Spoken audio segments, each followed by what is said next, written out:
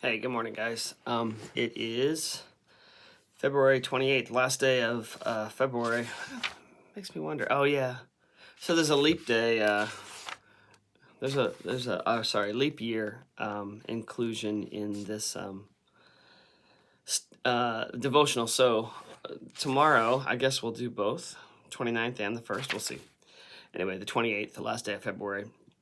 Um, the uh, the scripture passage is from John 16, and it is the disciples trying to understand Jesus' teachings, and he's basically saying, "Hey, I'm going to go away, but then I'm going to come back, and you're gonna mourn, but then you'll be joyful."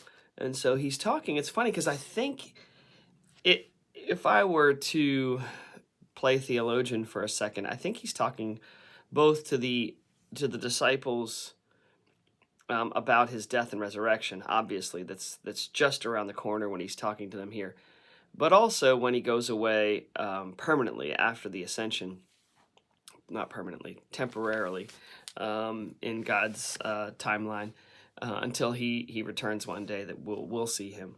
And so I think both of them are in play here as he's talking about, I'm going to go away. The world's going to rejoice, but you're going to mourn. And then they kind of, it all comes clear to them, and they kind of start to understand, and they say, oh, okay, we believe now, we understand, we believe. And um and he's and, he, and Jesus says to them, you believe at last, but a time is coming when you will be scattered, each to his own home. You will leave me all alone, yet I'm not alone, for the Father's with me. And so he's basically saying to them, even though you believe, um, it's still going to the world's still going to cause you to scatter.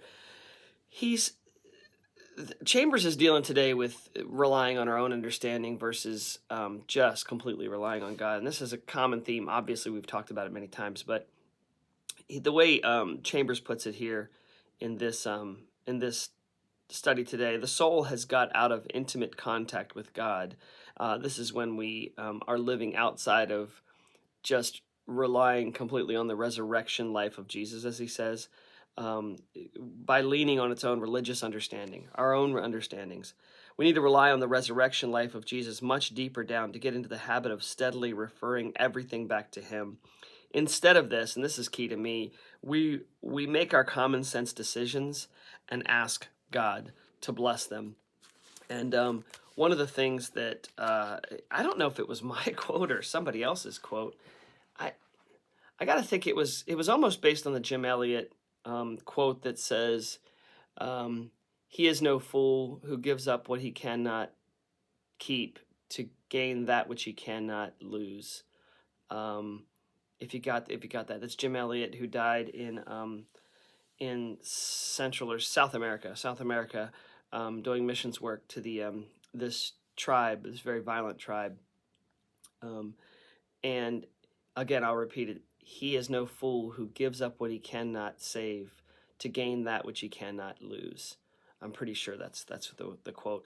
My quote kind of based on that, and I don't know if, like I said, I don't know if it was mine or somebody else's. I wrote it down one day years ago, and I just remembered it today, which is, a life well lived is one that makes absolutely no sense unless the gospel is true. And so that's I would say that's kind of at the core of what Chambers is getting at here. A life well lived is one that relies on understanding that doesn't make any good sense to the world around us. Like Jesus is telling them, the world's going to rejoice and you're going to be mourning, and then you'll rejoice later when the world is confused. Um, and Chambers wraps up the study. When we do anything from a sense of duty, we can back it up by argument, and like so here. Duty is in, I'm going to tough my way through this and I'm going to back it up. When we do anything in obedience to the Lord, there is no argument possible. We can't argue it out by common sense. That's why a saint can be easily ridiculed, he says. You know, an easily ridiculed saint, a saint's life should look a little ridiculous. And that's what the word ridicule comes from, obviously. Ridiculous we think is funny. But it's actually subject to ridicule is what ridiculous actually means. But again, I just repeat that one more time. A life well lived is one that makes absolutely no sense unless the gospel is true. And God help us live that. I'm not sure that I do a great job of that most days, but I do. I want it. I want to live a life that doesn't make any good sense to the world around me. Have a great day, guys.